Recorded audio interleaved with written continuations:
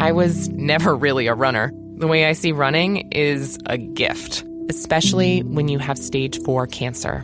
I'm Anne. I'm running the Boston Marathon, presented by Bank of America. I run for Dana-Farber Cancer Institute to give people like me a chance to thrive in life, even with cancer. Join Bank of America in helping Anne's cause. Give if you can at BofA.com/supportAnne. What would you like the power to do? References to charitable organizations is not an endorsement by Bank of America Corporation. Copyright 2025. Hi, and welcome to the 10-Minute Food Truck Training Podcast. My name is Bill Moore. I am a food truck business trainer, author of Food Truck 101, Beginner to Winner, and the recently released book, Food Truck 201, Get Off the Truck. This podcast is all about helping you start and grow your food truck business. I want to talk to you guys about longevity and experience and expertise. Gordon B. Hinckley says there are few things more pathetic than those who have lost their curiosity and sense of adventure and who no longer care to learn. Dennis Waitley says, never become so much of an expert that you stop gaining expertise. View life as a continuous learning experience. Those quotes came to life for me this week when two different people were offered the opportunity to learn and improve their businesses, and they just refused. They refused the help because they know stuff. You guys know that I recently started working with rent-to-own trailers, helping their clients get their business up and running profitably. The program that we do is fully paid for by rent-to-own. So every new trailer owner is given the opportunity to work with me for 6 months. It only works out to being about 15 total hours. And if they go through those 15 total hours and participate and learn, rent-to-own will defer up to 4 weeks worth of payments. Now I ask you, why would anyone not take advantage of that? Spend 15 hours to have up to 4 payments deferred? Gives yourself a lot of breathing room, takes a lot of stress away. Why would you not take advantage of that? Every week I'm given a list of their current sales, and I reach out to every one of those business owners and I explain the program to them. This week I got this response from one of the new owners. He said, I just want to say thank you for reaching out. I love the way you all put this together. We own a food trailer for 5 years now and won't be needing this. It's a very professionally written email. But my first thought was, why would you pass up the chance to defer the payments? Even with that little bit of experience, it would be extremely easy to go through the coaching program and then earn those deferred weeks. Because remember, it's only 15 hours and it's spread out over 26 weeks. It should be a no-brainer. Heck yeah, sign me up. I would love to be able to push those payments back. But no, I've got experience for 5 years. I don't need your help. No problem. All experience is time in a position. 5 years in a job is not expertise by any stretch of the imagination. When I hit the 5th year in this business, I thought I knew it all too. And then you know what happened? The Great Recession. That was the worst recession this country has seen since the Great Depression in the 1930s. Until that point, food service was super easy. And then all of a sudden, people had to start counting their money and being concerned about where their next meal was coming from because they didn't have a whole lot of extra money because everything went through the roof in cost-wise, kind of like what you're experiencing today. And they stopped coming to restaurants as frequently. They didn't go to the hot dog cart as frequently. And getting people to come back was a challenge. So 5 years of time in that position could not possibly prepare me for something that the country hadn't seen in over 50 years at that point. But I had 5 years of experience. But I didn't have 5 years of experience dealing with a recession of that nature. So that brings me to the second person that refused my help this week. You guys know that me and my wife go out and try all the new food trucks that come to our area. And this past Friday was no exception. We visited a new food truck on their opening day. They were parked on a vacant lot, and that lot's become something of a food truck park for our tiny little town. And most days of the week, there's 2, if not 3 different trucks out there. So that's pretty cool for us. This trailer was brand new. It looked great. They spent a decent amount of money on the trailers. Not real big, but it is brand new inside and out. And they spent a decent amount of money to have 3 very nice full-color menus printed and attached to the side of their trailer. One was for all their dessert line, one was for their sides and other things they didn't consider to be entrees, and then one was for the entrees. So Melissa and I stood there and read the menus. We're reading every single line up. There's no one around us. The owners just said hi, and that was it. And they could see that we were reading. And the guy's leaning there on the counter, holding the little order pad out to take the order. After Melissa read the menu, she says, I would like a pork skewer. So I went ahead and ordered hers. And as soon as I said, I would like a pork skewer, he says, oh, I'm sorry, we're out of beef and pork. Now, not that we had been reading for about 2 minutes, and he could have said something before that, but he did say, yeah, we still got chicken left. All right, no problem. So she traded off for a chicken. And then I went ahead and got a chicken crepe because this is a crepe trailer. Melissa looked at the menu and said she would like to try potato soup. And we were greeted with fairly fast service. The skewer came out first, the potato soup came out second, and my crepe came out third. The skewer came out probably within a minute. So that tells you it was already pre-cooked. And you guys know I have zero problem with pre-cooked food as long as it's held properly and doesn't lose any quality. I recommend people hold food because food trucks are all about speed. The potato soup came out next about another minute later, and then my crepe came out about 3 minutes later. Still overall very fast food. Got into our hands, we sat down and started examining the food, and here's what we found. Melissa's skewer was 3 thickly cut squash, 3 more thickly cut zucchini, 3 small bits of green pepper, 3 slivers of a red onion, and then 4 teeny tiny bits of chicken. It was smothered in teriyaki sauce, and it was served in a very flimsy, foot-long hot dog fluted paper.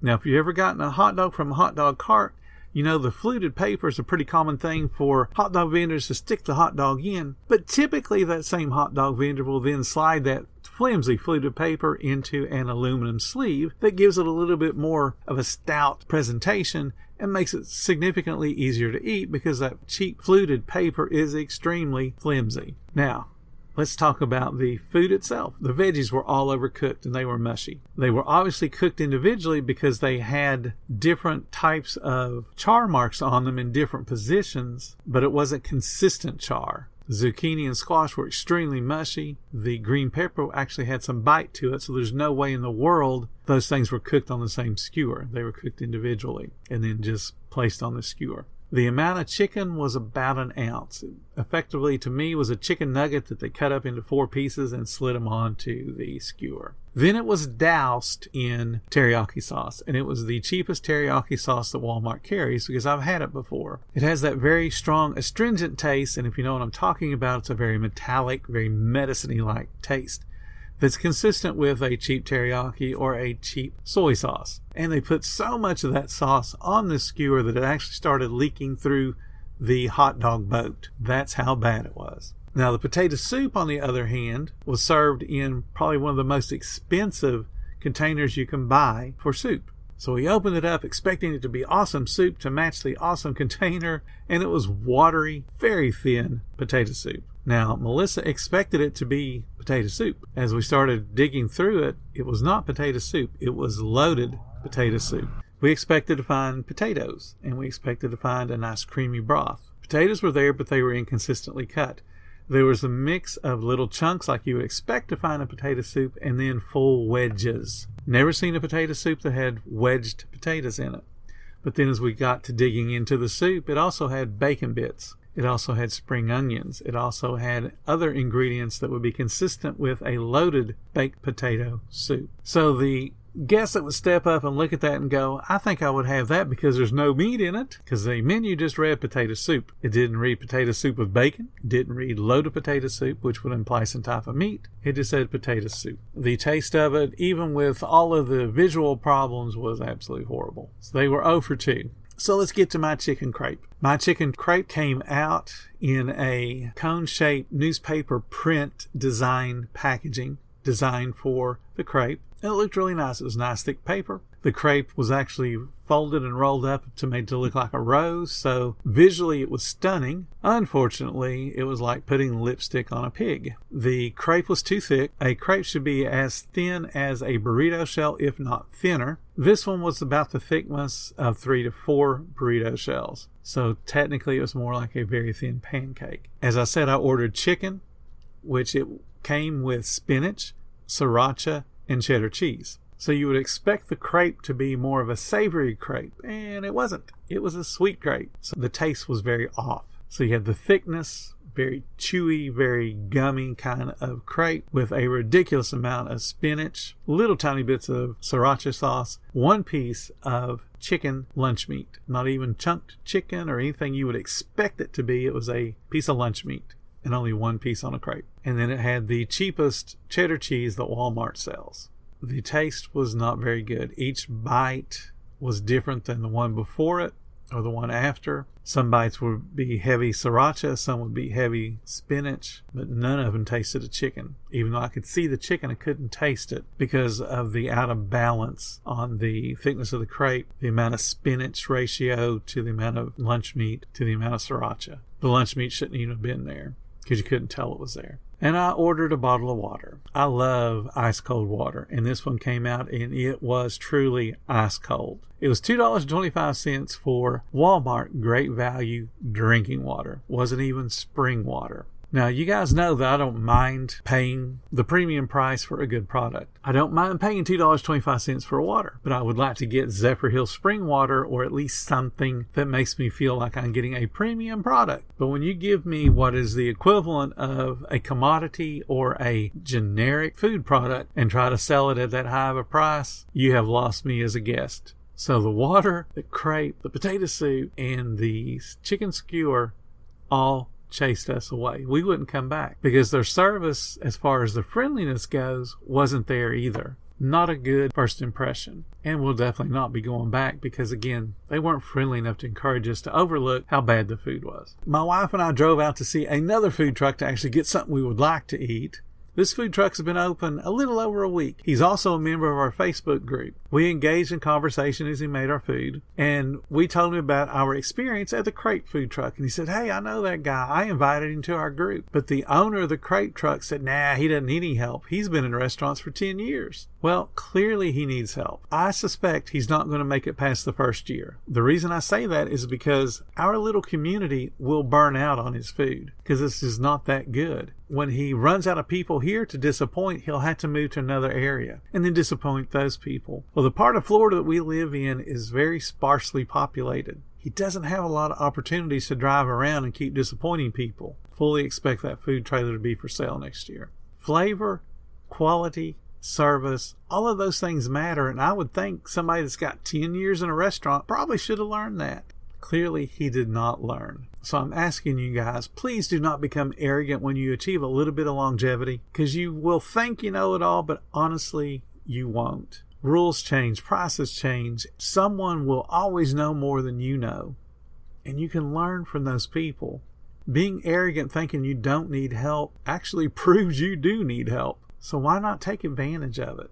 Join our group. Get in on the discussions. We're here to help you guys be successful. And I don't care if you've been doing this 5 years, 10 years, 20 years, 30 years, even 40 years. You can learn something. I know I have, and I've been doing this 45.